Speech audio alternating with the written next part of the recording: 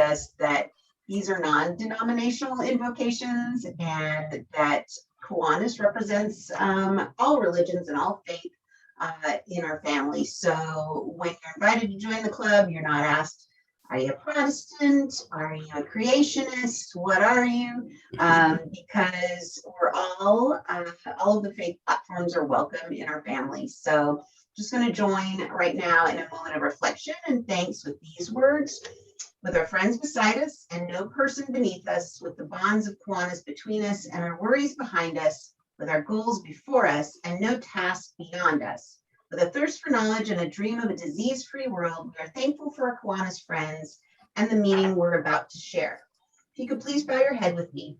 Let us pray silently together, each of us accordingly to our individual beliefs. Let us offer thanks for our circumstances, blessings for one another, and for absent friends. Let us be a source of hope for those in need and contentment for those who are lonely. Let us give gratitude for our opportunity to serve Kiwanis. Let the feelings of love, kindness, and a well-directed yet gentle spirit always be reflected in our actions. Amen. Thank you, Lauren.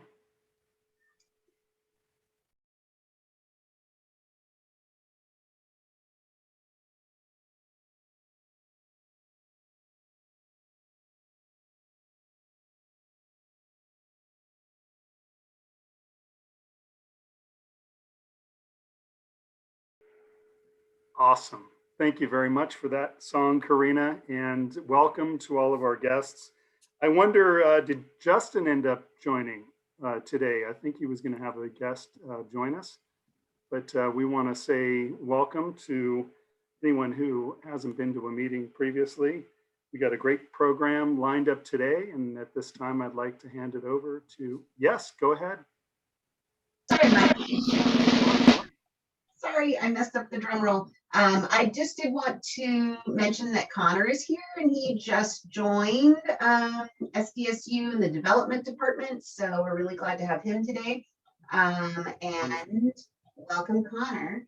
And then Frank as well.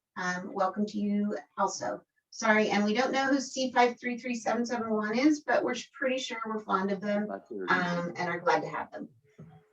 Thank you, Lauren. Yeah, and welcome Connor and Frank and others.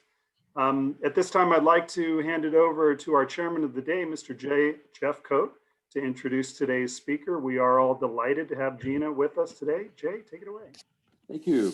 Well, an important fact that many of you may not know is that Gina really has her priorities in line because she's speaking to us today and then to that small Club 33 Rotary Club on Thursday. So we're first and honored to have Gina speak to us today. Her title, which you saw in the information that was sent out about the meeting, is Associate Vice President for SDSU Mission Valley Department of Development at San Diego State University. And she has certainly had a leading role since way back in the process in both shaping and executing the university's strategy in acquiring and developing the Mission Valley site. Now, Gina has had an amazing amount of experience both at San Diego State and in the community. She served as the Special Assistant Chief of Staff to the University President, and in that role, pretty much ran the university. And so she's had that experience. But a lot of background that really impressed me too is the diversity of her work. She was in charge of the governmental relations and media relations for SDG&E. She was their communications manager. She's a media mogul as well, having started at Channel 739, working at NBC for 4 years.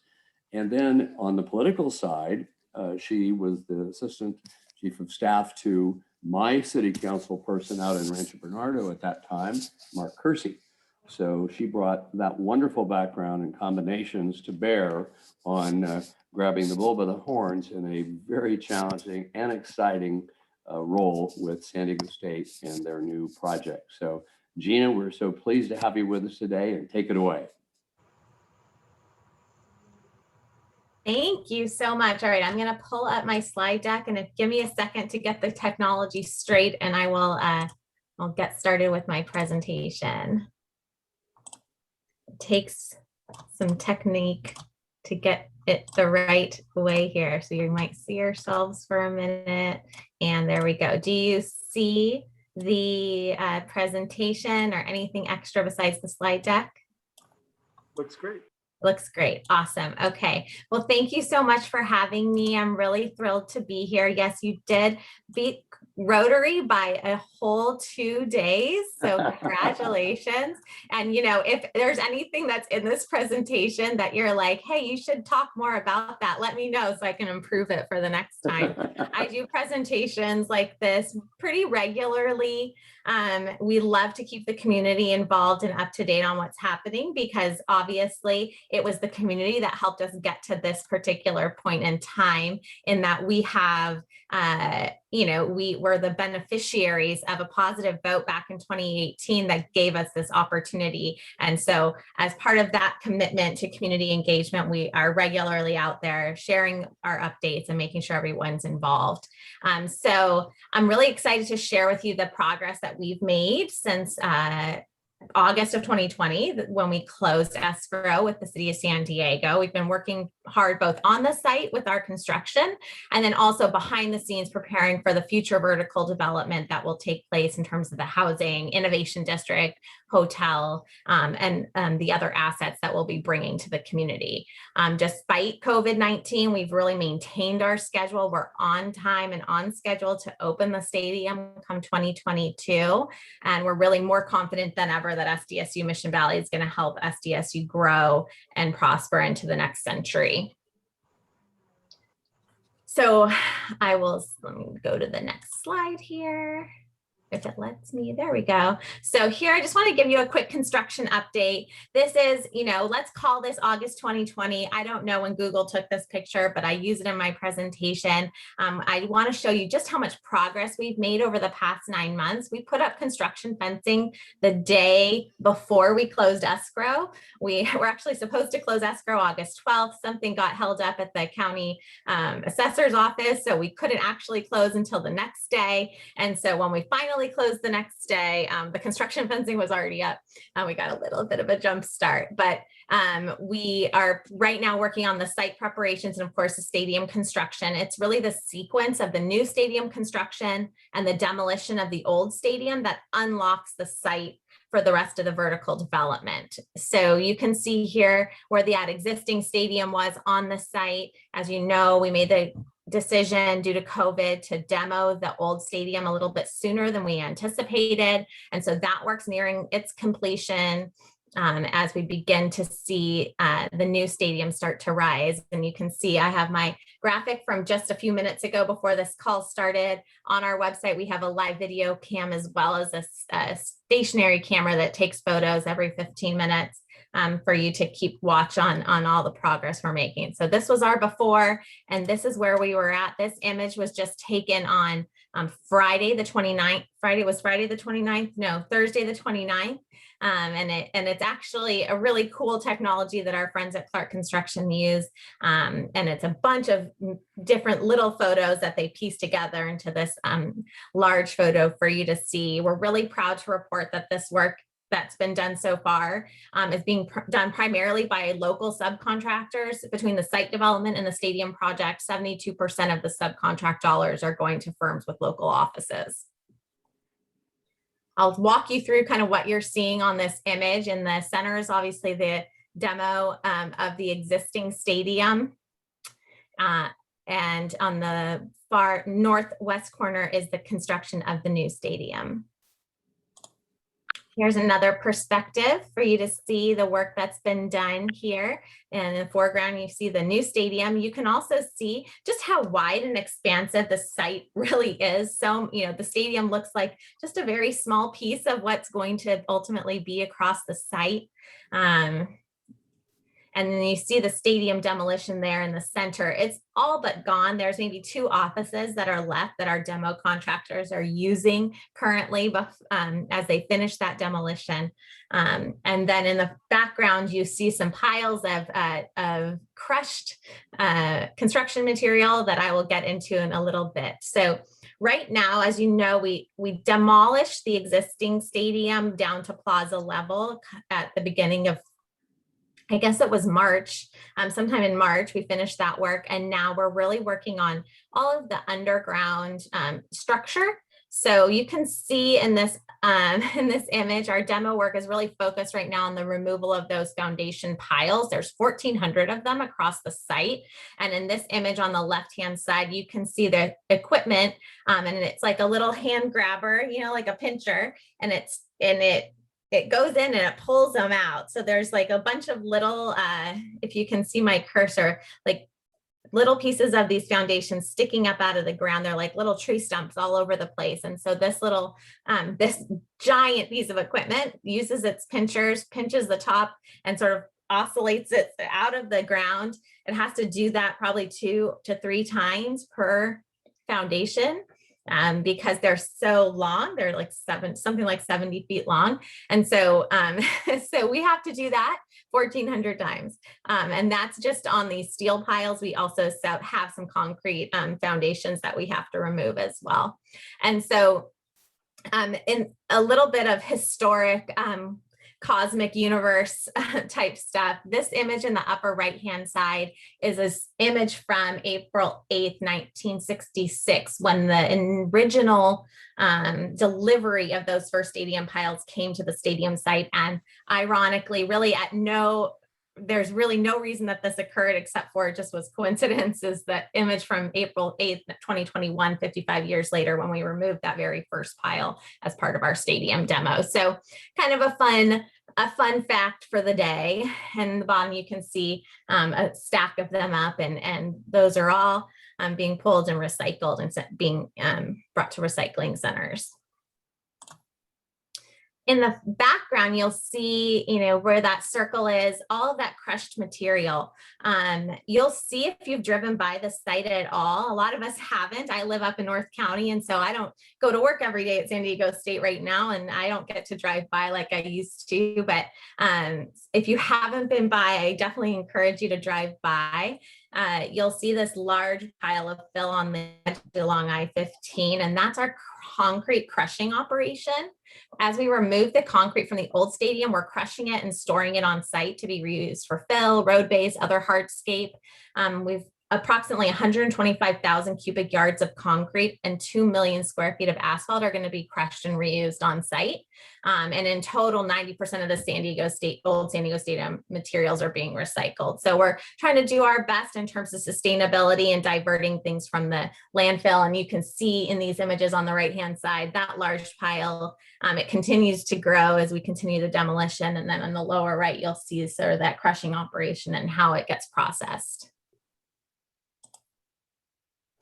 So this is just a quick highlight of our milestones and the upcoming schedule, things we're going to focus on. You will start to see the steel going up at the new stadium later this month, and we should have a steel topping out sometime late summer, early fall. Our demolition of the existing stadium will be complete by this summer, and the construction on the river park and all of the site grading and that kind of work will be able to be really get going in full.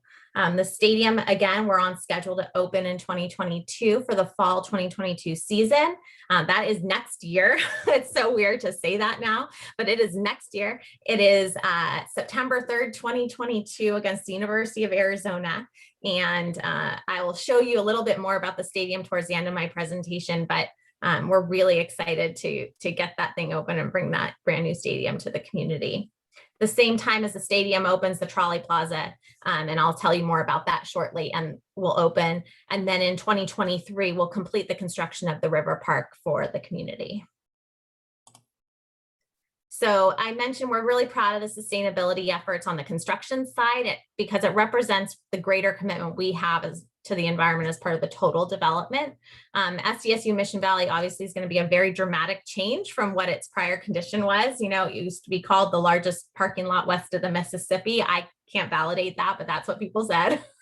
I've said that. And we're certainly proud that the majority of this asphalt parking lot is going to be designed to become park and open space. So this is just a reminder about what it's going to look like at full build out. It's expected to take 10 to 15 years, to build all of the housing depending on market conditions, et cetera.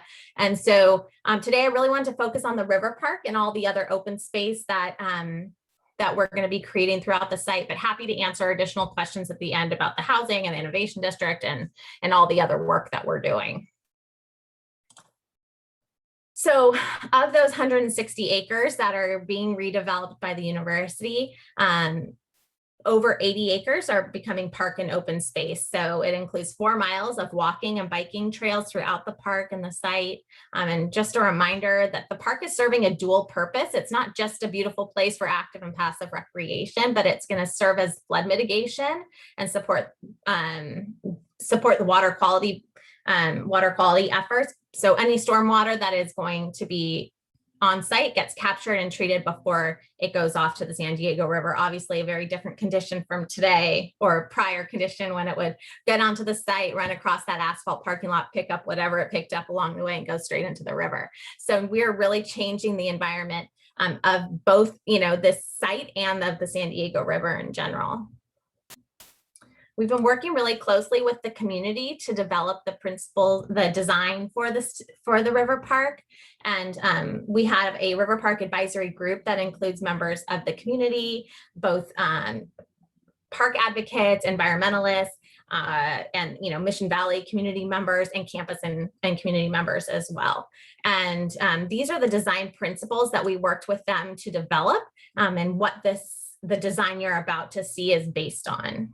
So really a sustainable, natural, native environment that balances passive and active recreation. It creates a connection to the San Diego River. While we cannot actually physically connect with the San Diego River, it's, that we cannot have people go and explore inside the river. We can make it feel like you're connected to the river. And that's what we've really tried to do.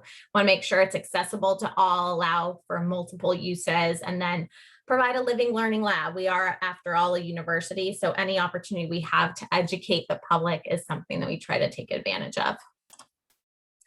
As part of that educational institution that we are, we want to tell a story and help educate the community. So we're planning to highlight the site's cultural and biological history through and evolution, and it'll be through interpretive signage on site, as well as some of the design inspiration for some of the aspects of it. So you can see here what those focuses are as it relates to storytelling and education.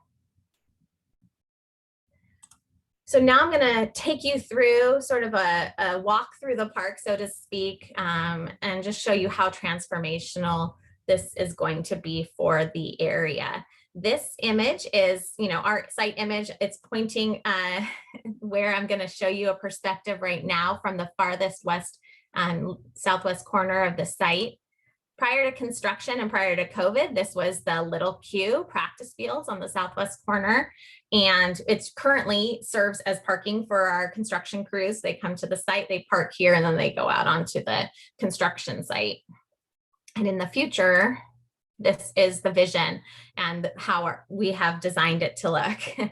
It's the westernmost. So as I mentioned, this is really the westernmost corner. It's from this perspective, and you're looking east, you see the open turf fields. There's 3 active rec fields, large enough for basically any sport you can possibly think of. And in the foreground, you see is an outdoor classroom right here.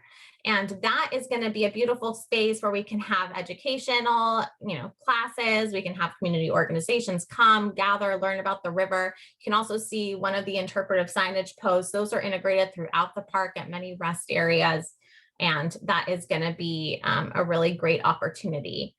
Here in this, you can see part of the 2-mile hike and bike loop that goes actually all the way around the development, from along the south end, along the San Diego River, and then it goes up into the development along the east side, along I-15, and then sort of parallel to Friars before coming back down on the very far west side down to connect here at the river park again. So that's a 2-mile hike and bike loop. There's also the San Diego River Trail section that is in here as well. It's not on this particular image, but it will connect to the other segments of that San Diego River Trail vision that, the park community and the River Conservancy have had for many, many decades to connect from, sort of the mountains to the bay is the vision. So this builds a major segment of that as well. So now this is sort of the next view. It's those same rec fields that I just showed you, but now we're looking from east to west behind the trolley station, from behind the trolley station. So this was the condition prior to the start of construction. And I promise we're going to be planting trees that will live, unlike this one that is in our beautiful before image. We really have the best before images and you know, through no effort of ours at all. So we are going to be planting more than 1,000 trees on site as part of the River Park and open space and, you know, streetscapes. So then this is the after image. You can see, looking at those same active rec fields in the foreground, you see that large biofiltration basin that I mentioned. That's going to be part of our stormwater treatment plan.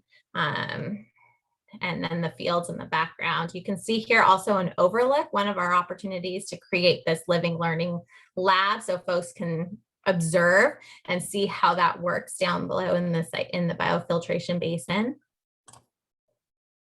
And now just north of those active rec fields that I've been showing you is our activity zone. It's going to include a number of table games, picnic tables, hard courts, children's play area. It's all situated beneath the trolley viaduct. And in this next image, you can kind of see why. The trolley viaduct, obviously, we can't move the trolley. So the trolley is part of the park. And we're, instead of, you know, trying to ignore it, we're using the shade, or we're calling it a ribbon of shade, that creates this instant shade. Instead of having to build expensive shade structures or waiting for trees to mature, we're utilizing the shade in order to help us create that atmosphere for the active play. So this is, there's gonna be a full court and a half court basketball. You can see some of those table games in the background. This next image also shows you that prior condition with the shade ribbon. And here is more of that activity zone. And in the foreground, what we're calling here is in this area, Amphitheater Hill. And it's a large turf area. It actually helps with the grade change from the park up to the Innovation District area. I think I mentioned, but the park was going to be part of the floodplain. The rest of the site is going to be elevated and brought up out of the floodplain. So this turf hill here sort of helps with that grade change. When you get up into the Innovation District area at the top here, that'll be out of the floodplain. So we don't have to worry about buildings flooding. You know, the site is prone to flooding. So we're changing that entire condition as part of our grading that we're doing right now. And then we're taking advantage of that turf hill to create what we're calling Amphitheater Hill. And you can see here a stage area. We can do performances and have, you know, music, live music performances here, and then have folks picnic and whatnot. And then you can see in the background children's play area and some of those other picnic tables as part of that as well. So now we're just to the east of that activity zone is the trolley plaza. So previously on non-game days at this existing site, the stadium site had maybe 50 to 60 daily transit users that would park there and take the trolley. Very underutilized trolley station.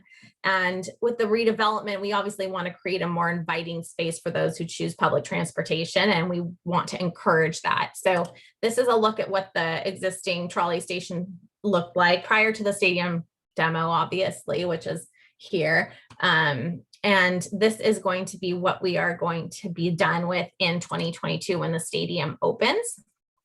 So you can see here, we're really designing it around that shifting daily commuter and event traffic to public transit, making modifications to the station access. So here you can see that previously there was that long jutting out ramp in that previous image, and we're taking that out, building a grand staircase to create a really warm and you know, open space in front of that station. And we're building a new ramp just to the west here that will create a more seamless path of travel towards the Innovation District and towards the stadium. And then it also, you know, putting in a lot of open turf areas that we can use for events in terms of trolley, you know, trolley events, you know, folks that want to come to do a farmer's market or an art show or anything. We have a lot of open space in that trolley plaza that can be utilized for things like that. And this nice shade structure is actually inspired by a couple of different aspects of our interpretive education program. So the Kumeyaay heritage, it's really inspired by some of the Wikiup structures that of the Kumeyaay, and then also in the river, they actually, apparently there are beavers and they built dams in the river. So some of this is inspired by that as well. So we're looking for ways that we can also provide some educational opportunities just through the design. On the south, I'm sorry, or just right over here in this far corner, you'll see there's also a new bus turnaround. It's basically a terminus of the main entrance into the site, and it will house at least 4 buses. There's currently no bus service on Friars Road, so we don't have a regular bus that comes to the site at all. But in the future, SANDAG and MTS are planning to increase that public transit to the area. So we'll be ready to support that. And then this open space also integrates into the development. The 50-yard line plaza is an example of a community gathering space that'll be accessible to those who are living and working on the site as well. It's just east of the stadium, and it'll be between 2 of the Innovation District buildings. So these buildings in blue are Innovation District, and then this is what where the trolley plaza, the 50-yard line plaza will be located, and you'll see it intersects with the 50-yard line of the field as well. And this is the future vision for what that will be. The plaza itself will be built for the start of the 2022 football season. Obviously, the buildings next to it will not quite be there. We'll have just some open turf areas until those buildings go in. But it's really going to be this welcoming environment and help create a really fun, active zone for pre-game activities. You can see in the ground floor of those 2 buildings, we plan retail to be located there. So restaurants, those types of experiences prior to a game day, and then it leads right into that eastern gate of the stadium. So that's a great segue to talk about the stadium and everything that we have to look forward to in that facility. But I wanted to take a quick pause and see if anybody had any questions. And the way I'm doing this, I can't see the chat too well. So I'll rely on somebody else to let me know if there's any questions I should talk about before moving on. So far, so good, Gina. Okay. It's been really great. I don't see any specific questions in the chat up to this point. Is this truly a public area, or is this the campus itself? Like when we approach the campus in the college area, it seems like you're going over a line of demarcation. So this is this is part of the public access to the site. So it's definitely going to be a different feel from what you experience on the SDSU main campus today. This roadway that is right here comes right in off of Mission Village Drive, and it's going to bring you right into the center of the site, which is going to be, Innovation District and Stadium on one side, housing on the other side, leading you directly to the trolley station. So this is going to be open and accessible to the public. It's more like a public plaza. And part of the excitement about Mission Valley, SDSU Mission Valley, is really the fact that it's bringing the community into the college environment a little bit more so than what you would, you can experience on the main campus because, the way that it's all organized. So it's one of, great opportunities. Will the same kind of hybrid use be the case with the park area, or is that truly public only? So the 34 acres that is along the San Diego River is owned in fee title by the city of San Diego, that land, those 34 acres of land. But the university is constructing, operating, and maintaining that park space forever. So It is a public park. It will be for the community. It's part of the vision for the community plan, to satisfy some park deficiencies for Mission Valley and the Navajo area. And then we're also building park space along the eastern side of the site along Murphy Canyon Creek that'll sort of accommodate the population demands of the folks that will be living on the site. So that's how we get to that excess of 80 acres of public open space on the site. Yeah. Does Park and Rec at some point take over kind of facilities and things of that nature? For example, we have a question about public restrooms in the park. Is that going to be provided? There are. There is a public restroom by the children's play area under that activity zone. I didn't point it out, but it was actually, you could see it sort of adjacent to that amphitheater hill.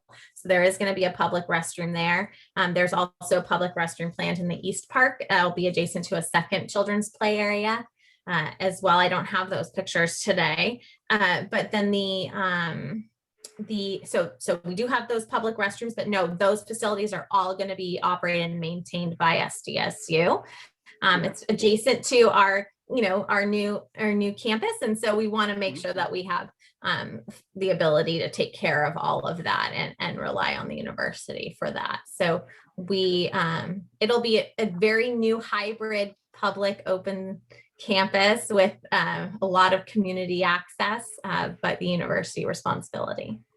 Dean, a couple of questions I saw. Susan Day was just curious about parking, question mark in general, and Carl Nettleton wanted to know, for those folks that are going to use the trolley that always used to park there, where are they going to park and what arrangements are made for them? Well, it's important to sort of recognize that on the site it's adjacent to there's really three trolley stations within walking distance, right? There's the one that's on the site, there's the one over at Benton, and then there's another one to the east of it in just kind of by that 24-hour fitness, off Rancho Mission Road. And so there's trolley access at both of those places. There's not going to be a park and ride aspect in terms of like the 50 or 60 people that would do that at most on a daily basis, but obviously the number of folks that are going to be living on site with 4,600 housing units, that is going to be a significant improvement in terms of access to the trolley and being able to take it from your home to work. So for those students, faculty, or staff that are wanting to go to the main campus, I'll have the ability to jump right on the trolley and take it to the east, only 3 stops from this site to our existing campus.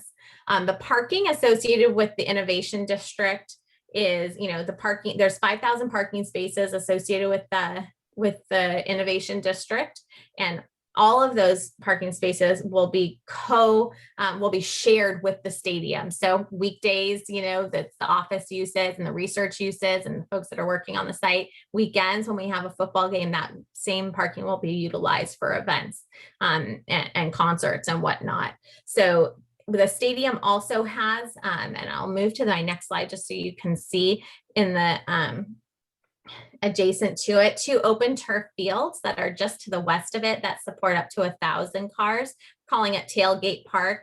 It's basically parking that is associated with the stadium solely. And then on non-event days will be open public active rec space. So we're trying to make sure that the site serves multiple purposes, knowing that over time things are going to evolve in terms of parking and in terms of vehicles, and then making sure that we can respond to those changes as they occur. So you can see here that the parking associated with these Innovation District buildings here will either be under the building or we'll be constructing some sort of shared parking structure. It's some of the work that we're doing right now and preparing for that vertical development is, this is our initial sort of site layout, but it doesn't necessarily reflect exactly how the buildings are going to be laid out. And so we're going to be working on that to make sure that we can phase in parking and phase in the development over time. One last question before you proceed. We had a question from Doug regarding the completion of Fenton Parkway across the river and what the status is of that. Yeah, so that's part of our purchase and sale agreement, was to build the Fenton Parkway Bridge. It's something that has been sort of long envisioned by the city of San Diego. They took a stab at it many years back and didn't quite get there. We've agreed to design, construct that bridge, and we will start work on that with the city. The city is going to be a partner on that. The trigger for the bridge itself is 65% of our dwelling unit equivalent. So it has to do with the traffic study related to SDSU Mission Valley. We plan to start it much sooner. It's kind of a cornerstone of the community plan update that they did in Mission Valley last year, 2019. And we're really eager to get started on it. So that is something that we will do. We don't have an exact timeline on when it will get done, but looking to really start that process in earnest in the next year or so. Great, thank you. Yeah.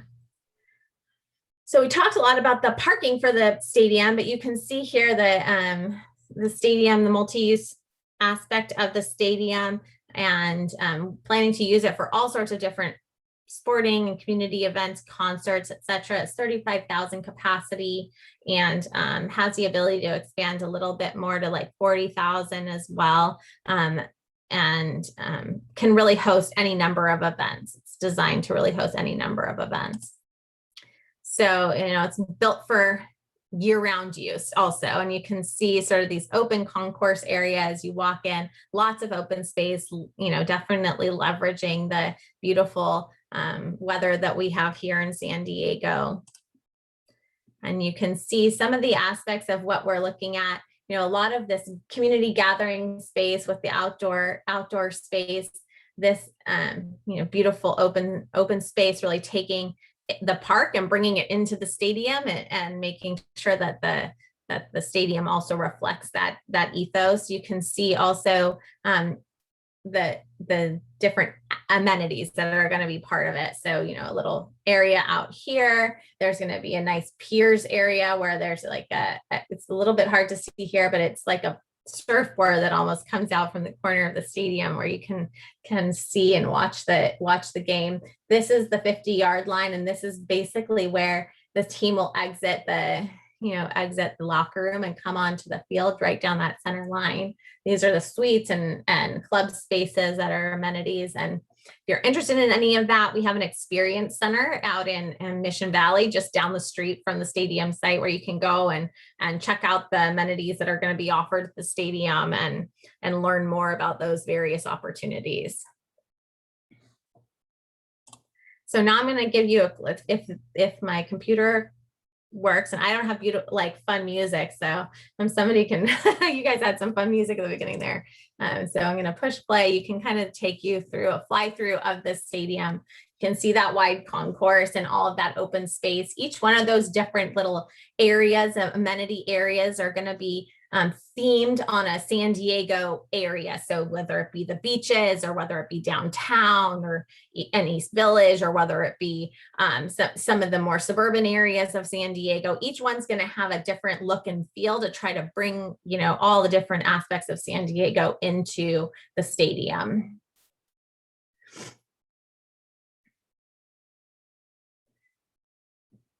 So, and now as you're looking sort of south and west, and now we're looking towards the east, you can see more of that concourse space area that we can have for food trucks. And you can see it's on the edge there, so that maybe on non-event days would be able to access that and do something more with that.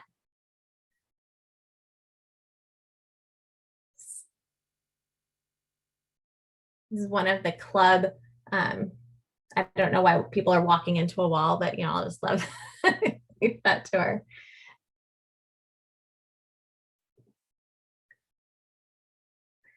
And then this is as you exit out the southeast side of the stadium gate towards the Innovation District. You can see the Innovation District buildings in the foreground, and in the background, that taller building is the hotel site that will be directly adjacent to the stadium. So that's a quick fly through of the stadium. Nope, I already did that. Okay, so now you can see my nose, and that's silly. So you're probably wondering here, how do we get from sort of this to that? And in addition to the site, work that we're doing right now, we're really starting the process to engage developers on the residential and in the Innovation District, a lot of partnerships that we're working to build so that we can really execute that project.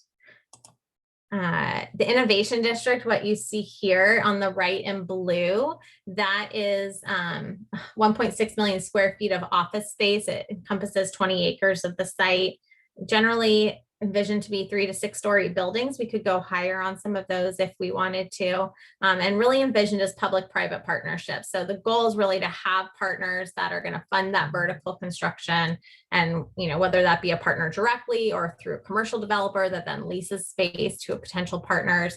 But in all cases, SDSU is going to work really directly with these partners on opportunities that support student training, growing our transdisciplinary research, and really providing opportunities to strengthen our industry collaborations and providing direct community impact.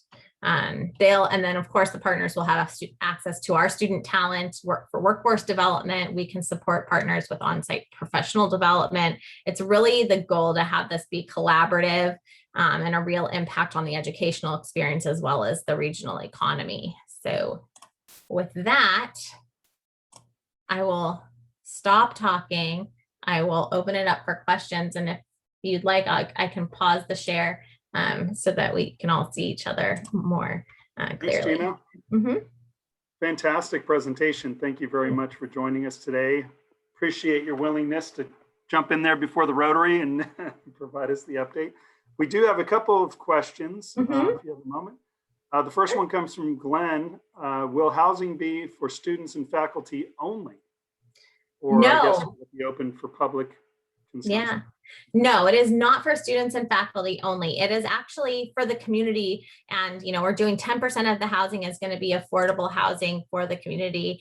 Students, faculty, staff are going to have the ability to live there just like every other member of the community. So it is, and we're going to be building housing types that will be attractive to the campus community as well. And so it's really it's really a community focus. We are not building housing, like we're not going to be building residence halls on the site. The lower division residence halls will stay on the main campus where they have access to the resources that we provide to those new students.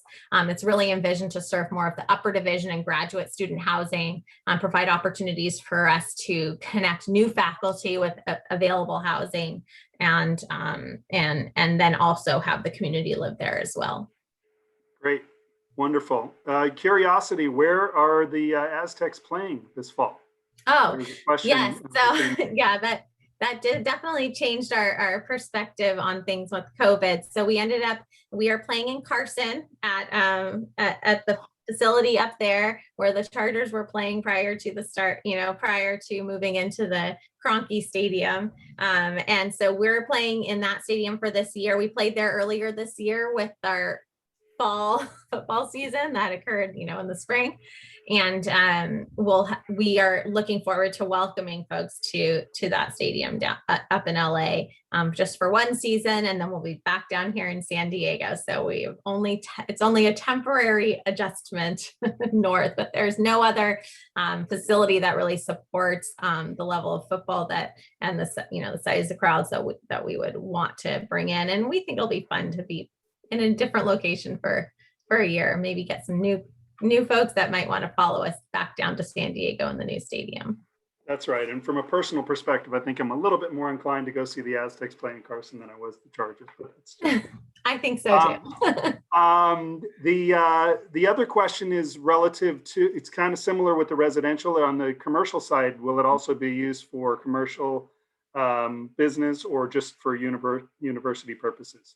No, so it's really envisioned as a partnership. So it's really envisioned on having private partners. So an individual company, whether that be a private company or a public agency that will actually, construct that vertical construction and occupy that space. University will co-locate in many cases with those partners. So it will be, if you take I don't know, I'm just trying to pick a company out of my head here, but maybe like a telecom company or a tech company where our tech folks on the main campus might want to co-locate, do research together. We'll provide opportunities for internships, opportunities for, for students to get on-site training, and vice versa. They'll have access to the talent, our student talent, and be able to create this workforce development and a flow from SDSU directly into those into that partner environment. We may also have a commercial developer that could build a building and lease out space to a variety of different partners, sort of like an incubator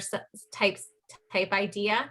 And so lots of exciting opportunities, but no, not just campus. We could also build a campus building there. It's our land. We could certainly do that. And we definitely may do that in the future. It's the great part about this is really, this gives us the flexibility to plan for the next many years to support the needs that we have as a campus over time. And I just add one thing about the Innovation District, because I've been working a little bit with Gina. That something really key to the Innovation District is that it's going to be truly a collaborative, interdisciplinary effort across our disciplines. If you look at our campus now, we're disciplinary bound with traditional buildings. So what's really key this is is the cross-disciplinary collaboration that's going to go on, along with partnering with an industry. So it's a really mutual beneficial partnership where there's a win-win for the university and a win-win for the company. So it's a lot of effort is going into that planning right now to find those beneficial relationships. And to think of the design of those buildings differently. If it's collaboration, we talk about creating bumpability so that people bump into each other to create a collision of ideas. So that even the design of these buildings are going to be quite different than you normally think about buildings. They're going to be much more open and engaging and welcoming, and not your traditional dense buildings and classrooms. So real exciting possibilities in the future for that. That's wonderful. Thank you for that ad, Joyce. Well, we want to thank you as well as Gina for coming out today and giving us a clear, definitive picture of what's going to happen for the future. And this is really, really exciting times for San Diego.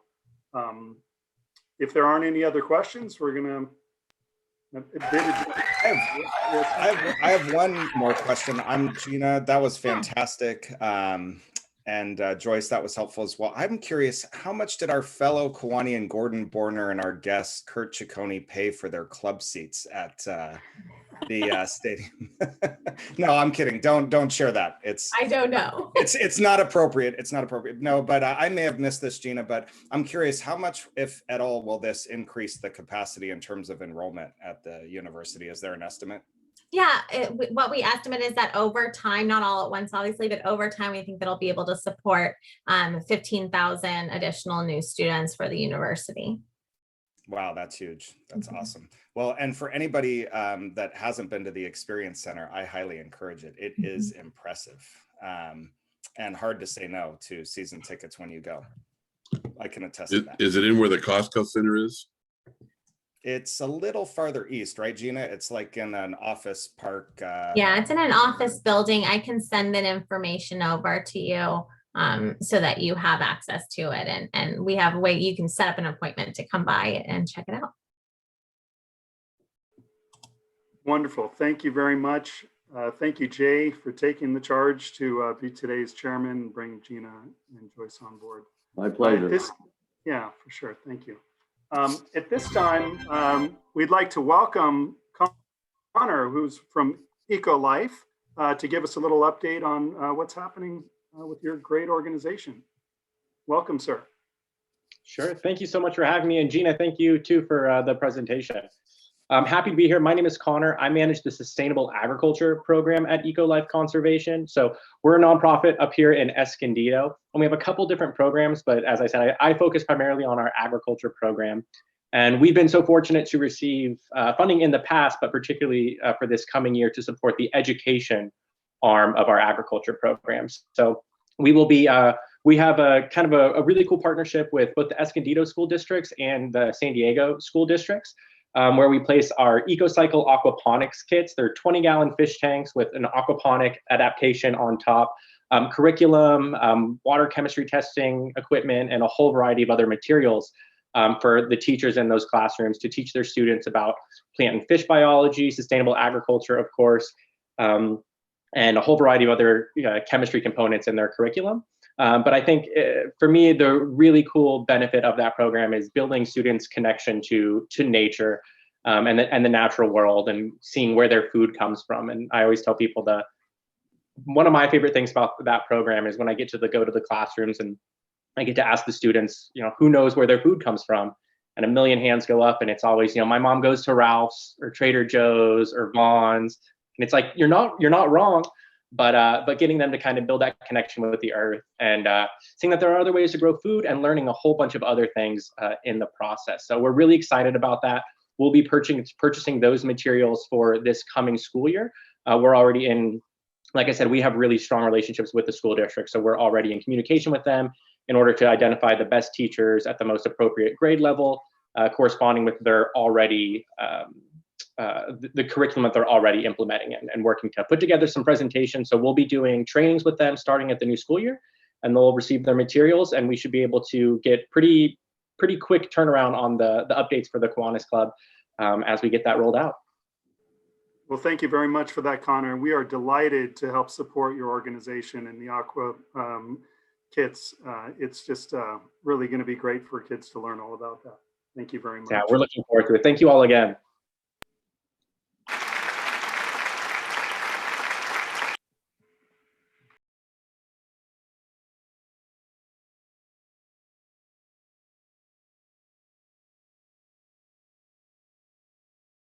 Go, Karina Sousa, Eric Weaver, Mark McDonald. Happy birthday for May's May birth dates. I know Karina is on with us. Karina, how are you feeling in your birthday month?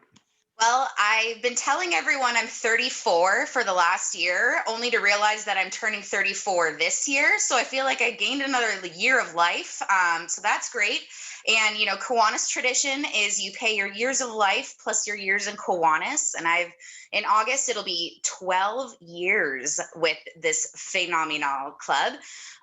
But since I love the club, I'm just going to round it up to 100 because that would be something Gordon Borner would challenge me to do, and something I would challenge you all to do. Trying to compete with this Rotary 33. Big bucks mean big plans for our bright future. So that's all I got. And remember, we're going to be celebrating my birthday in my courtyard here in Crown Point on May 21st. I will have more information about that, but I'll be fully vaxxed and ready to hang out with all of you. So thanks for all the birthday wishes. Oh, that'll be wonderful. And yes, truly, happy birthday. You are a great, wonderful part of our club. We love you. Thank you. I am looking forward to your little get together. I'm going to have my Hawaiian shirt on. Great. Look out for that. Hey, I'll start it off with Bill's Bucks. Of course, Bill Gibbs was the man, and Karina's got a little video. Hi everyone, my name is Brian Krause. I'm the president of the San Diego Kiwanis Club, and today we're on the rooftop deck of the DoubleTree Hotel in San Diego,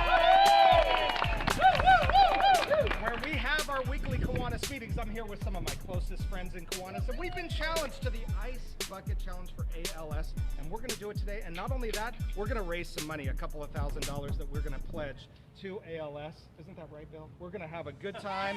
We're going to have a good time, and we're all going to do this right now. Is everybody ready? Yeah! Right. And in the spirit of conservation, we're doing this over a swimming pool, so no water is being wasted in San Diego, which we know is an example of. We'd like to challenge all other San Diego Kiwanis clubs in Division 11. Sergio, as our Lieutenant Governor, I leave that up to you to take the lead, all right, next week at the DCM.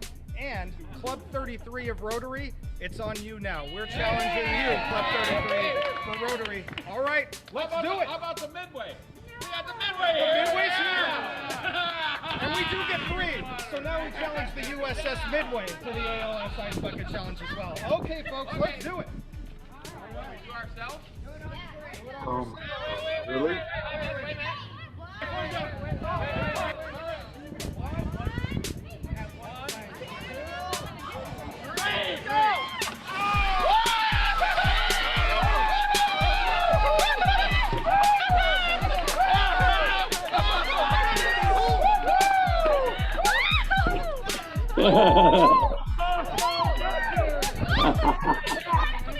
Cody wore a raincoat.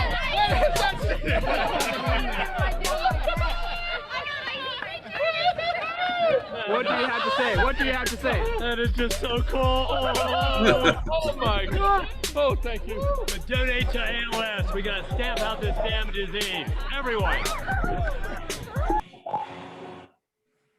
Oh, that was fantastic, Karina. Thank you so much for sharing that. That was from 2016, but I felt that it was appropriate. It was great to see so many familiar faces and individuals who unfortunately we lost to the great state of Arizona, particularly John Kaiser there.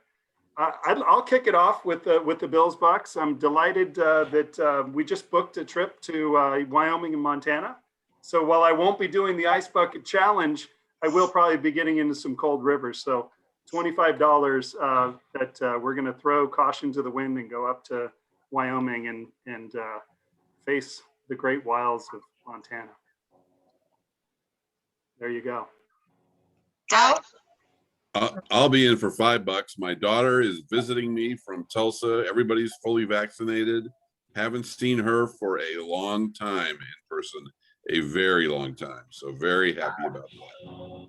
I'll Awesome, piggyback, Doug. I'll Thank you. piggyback on that, Doug. That's great. I'll throw in another 5. I was able to see my parents this last week for the first time in 16 months, all vaccinated, and it was great to see them. Very emotional, but we had a blast, and And the $5 is also a little bit of a sad dollar.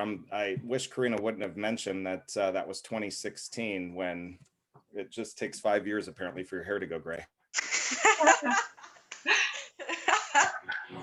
Yeah, I want to go ahead and donate $20 to this because of the scholarship committee. It was a great experience. We've got 2 great candidates. For those of you who were not on the Zoom earlier when I was speaking about it, but $20, 20 happy dollars. Wonderful. Thank you very much. Susan? Go ahead. Yeah. Hey, I wanted to donate 25 happy dollars because, as you all know, Kiwanis Club has helped support the Burn Institute with our scald prevention messaging, which has kicked off here in May. So please check out KUSI. We've scheduled the ad to run during, you know, prime times like morning news and what have you. So thank you, Kiwanis Club, for helping protect the community and educate everyone about scald prevention. So keep a lookout for it and stay safe. Thank you, Susan. And delighted to support the Burn Institute and awareness around scald prevention. That is a great public service, and looking forward to turning on the tube and watching a little KUSI too. Okay. Well, if no one else is going to jump in for Bill's Bucks, we're going to go ahead and talk membership month. Karina, what do we got? Let's do it. In addition to ALS month, May is also Kiwanis membership month, and we are going to be meeting virtually until August, most likely. So we still have some great virtual presenters coming up. Today's program, as you can see, was excellent and it would be great for so many people that you know. It's not hard to ask. It's not hard to send an invite. So I'm just challenging all of you and any guest. I love challenges and I love giving prizes and awards and all sorts of things. So every person that you invite to an upcoming meeting, you will get 20 points. And then whoever wins is going to have a special where I will actually bring you a crown and a robe, and everyone will buy you drinks all night or whatever you want. So it will be a very big honor, let me tell you. So I just hope and encourage everyone to get out there and start inviting some people. We have some really, really great programs coming up, which, speaking of, before we do, please fill out your membership survey. Only 9 members have. This is super important for us to help figure out where the future of this club is going to be. Really would love you all to please do that. Lauren put the link in the chat, so please click on that and fill that out. BK.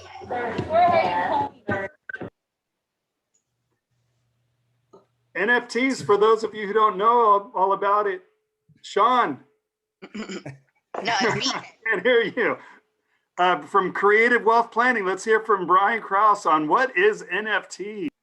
Well, the most valuable NFT of all time is right there up on Karina's slide. I'll tell you more about that in a second, but NFTs, raise your hand if you know what these are. Have you heard of them? Oh, we need to get current here. So NFT stands for non-fungible token. They are the newest rage in the financial markets. They are going for tens of millions of dollars, actually more. I'm not kidding. This is a real thing.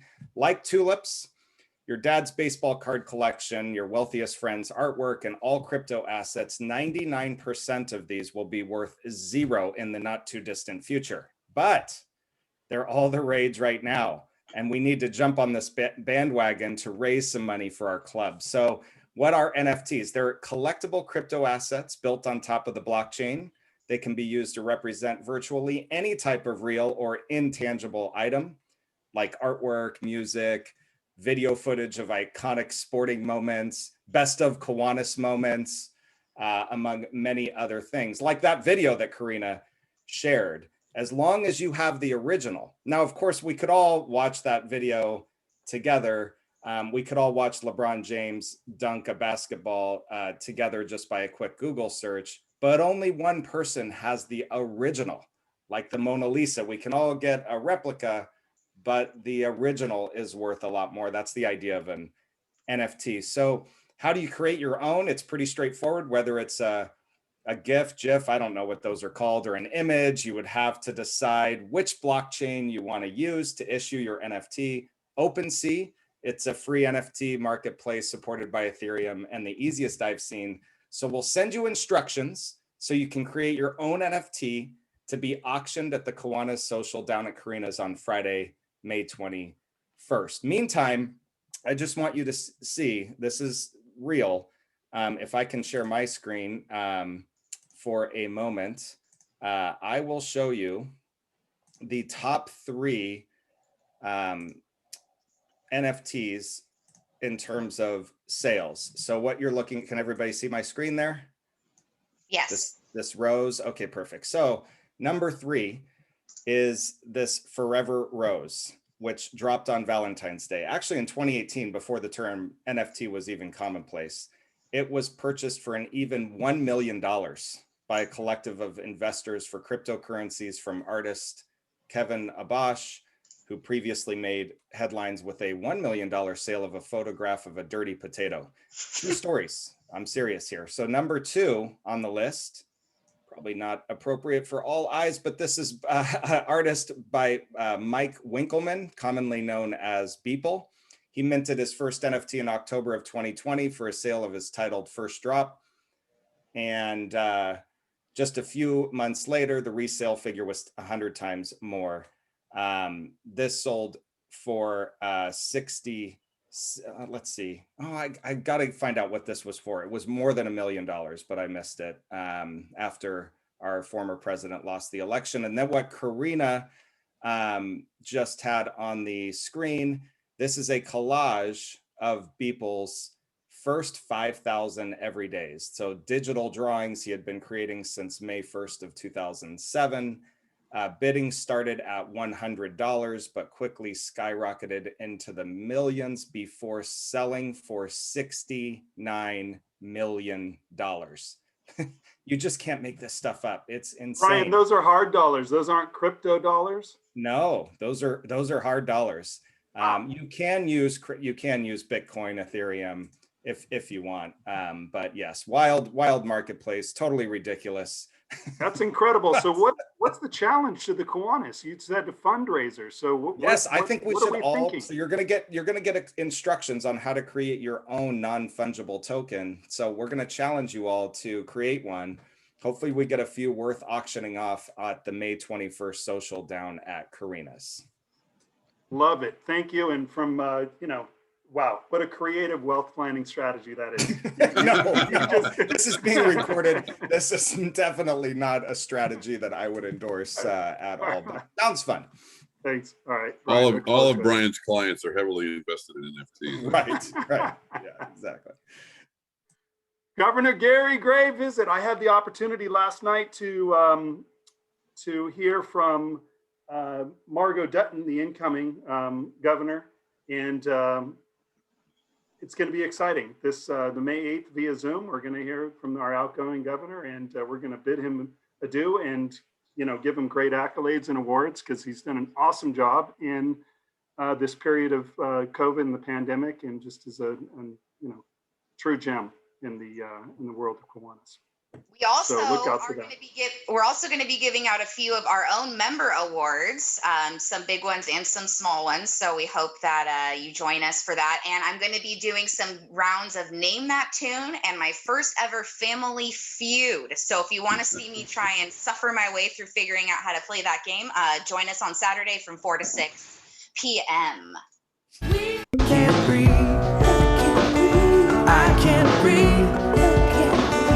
All right, May 18th, our next luncheon is going to be from the San Diego African American Museum of Art. It's going to be awesome, talking about the traveling exhibit, Say Their Names, that's going to be for display in July. So great meeting to invite some guests to. Hope you all can join us on Zoom for that. And then, like I said, the 21st, please register through the website. This will help me gauge how many people, and if you can bring your own chair, that kind of thing, just to keep things, COVID friendly still, bring your own beverage and that kind of thing. But we'll be meeting from 4:30 Brian, 4 o'clock for you to 6:30 p.m. On Friday, the 21st. And my address, once you register for the event, is in there. So all of that information will be there. You will only be able to get my address if you register for the event. So hope you do. That's it for me, Mike. Thank you very much, Karina. Look forward to that. And once again, to our speaker, Gina Jacob, thank you so much for joining us today. And Connor for giving us the update on EcoLife. I see applause going on and everybody's just excited to get this wrapped up. So let's do it. All right. Take care, everyone.